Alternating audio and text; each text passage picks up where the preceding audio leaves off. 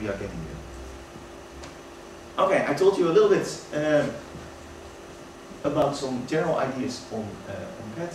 I told you some examples on the automating the design process, a little bit more in the future on the ready design, and now we're coming back to earth again with Ian to demonstrate something on the tri-bit modeling as a result of this project, how we can use all this kind of thing.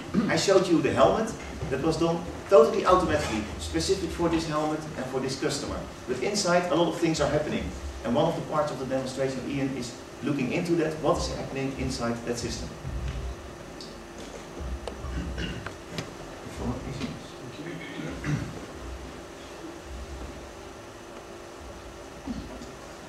Okay, thank you, Jan. So back in PowerShape, I'm going to, as Jan just said, take you through the kind of basics of how a custom product could be made using PowerShape. And I'll use all the standard functionality here, so this is just normal PowerShape what we're using.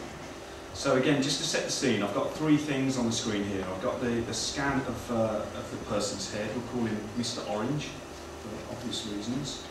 I've also got the helmet, which consists of two parts. We've got the helmet, the inner, the liner, which is the lighter area. We've got the outer, which is the darker area. Okay, now if I just get Mr. Orange back for a second, we've set some of this up so it looks like the whole thing fits together at the moment. But if I actually take a cross-section through the helmet and Mr. Orange himself, you'll see that there's not a perfect fit here. So as Jan said in his slide, we've got gaps and we've got overlap areas, so the head doesn't fit perfectly to the lining. Okay. So this demonstration kind of falls into two regions. The first region is we're going to make a custom liner for the helmet, so it's a perfect fit to the head. The second region is we'll do a custom outer of the helmet. So we're going to put some design on the helmet to customise the outside of it as well. Okay, so to start with the inside of this helmet, what I'm going to do is just take the existing inside, and I'll just get rid of the bits that we don't need. So that's the part that doesn't fit to the head at the moment, so I'll just pick that up and blow it away. And then I'll take away the part of the helmet that we don't need, sorry, part of that surface that we don't need. So I'll untrim this surface so we get the full surface back. Okay. So those are the bits of the liner that I'm going to retain. So the first operation I need to perform is I've got to work out the curve of intersection between Mr. Orange and that liner surface. So I can say to PowerShape, work out the curve where those two elements intersect. Okay, so it's just calculating within tolerance the region between the two where we have the crossing. And if I pick that, so that's the 3D curve that we need to use. So what I'll do next is, with that 3D curve, I'm going to limit the triangle model. So I've got the curve selected. If I pick Mr. Orange's head, pick the part we wish to keep, we can limit the triangle so it just retains the part that we need to work with to make the liner. Okay, so from that, I've now got to start to think about constructing a new surface. So I'm going to make some oblique planes through the model. Okay, so let me just set this up. So I'm going to set the location of my plane, and I'll also set the number of cross-sections I want and the gap between each cross-section. So in this case, I'm going to get 10 cross-sections through the model, and I'm going to do that in both directions. I'll do that in X and in Y. Okay, so hopefully you can make out there, we've got a nice grid of curves over the triangle model. And now I'm going to come to PowerShape surface modelling. So first of all, we'll use the surface modelling. I'm going to tell PowerShape I actually want you to make a specific type of surface, and then if I pick the curves, we're now going to fit a surface through the curves, through the triangles, within a certain tolerance.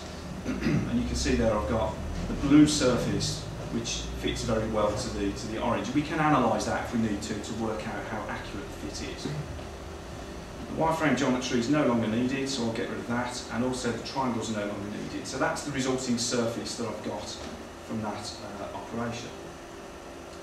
Okay, now at the moment that fits perfectly to the head. So before we're going to fit that back into our lining model, I'm just going to make an offset of that for a bit of comfort to allow this guy's hair to grow, etc. So I'm going to give an offset in this case, just a small offset of 2 millimeters. Okay, so which PowerShape is done. I didn't bother making a copy of that, so we've just got the original one. And then let me go back to the inner.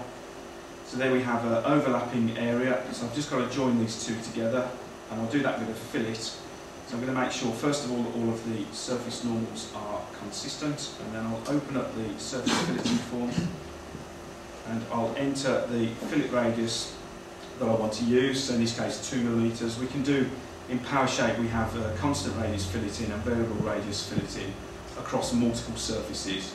So PowerShape first of all shows us the track where the fillet will fit, and because this is a constant radius I'll just say OK, and PowerShape creates the fillet and trims everything back for us, like so.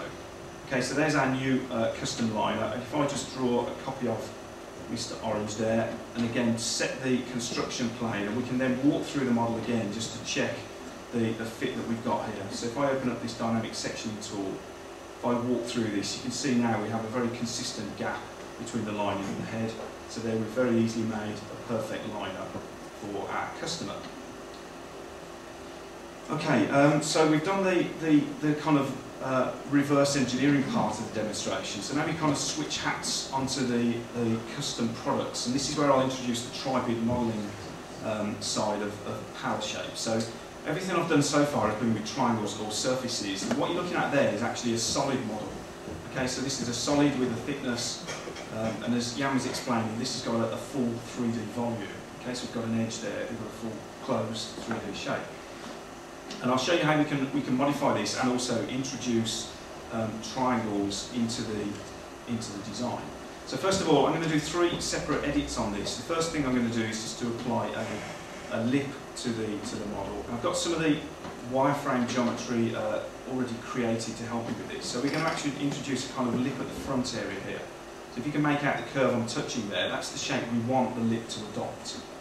Okay, so we're going from the edge of the model, we're going to that lip, like so. So first of all, I'll just let this dynamically update, so it'll make an overall change, and then we'll add some restrictions to the change to introduce a kind of lip at the front edge here. So I'll just let PowerShape catch up. Okay, so the way I'm going to control this is by saying we want a distance, and that will give me these planes, and I can then pull the planes around to get this lip looking as I want it. When I'm happy with that, we can say OK. PowerShape's now editing the overall model, and you can see we've got a lip introduced on the front edge. Okay, so that's the first change. Now, PowerShape is a hybrid modeler or a tri-bid modeler. So what I've done there is just switch from solids to surfaces. So I've got this back now as a surface model. And the reason I've done that is because the next thing I'm going to do is to wrap a pattern onto that part of the helmet, just the one, the outer part. So we can have a library of different patterns, and this again is for customising the shape. So I'm going to wrap this pattern onto the helmet itself. And we do this by creating a new curve. Okay, so we have a curve wrapping wizard. So I'll pick the target surface that we're going onto, pick the curve that we're going to wrap onto that surface. PowerShape will create a coordinate system for us. I can then choose the style of wrapping I'm going to use. PowerShape will show me this checkerboard effect. Now when you're doing any kind of wrap or unwrap operation, if you have a doubly curved surface, there has to be distortion. And this checkerboard pattern is showing me where the distortion occurs, and this gives us some control. We can edit the wrap map to control the way the distortion occurs. In this case that's absolutely fine, so I'm going to leave that as it is. We then get a kind of image representation of the wireframe on the surface, and this lets me change the way it appears on the surface. So you can see there, I've just rotated it around, I'm changing the scale of it, I'm changing the location. Okay, so we're going to wrap this on and move it up slightly more in that location there. And then I've finished, so PowerShape's now going to wrap that curve on.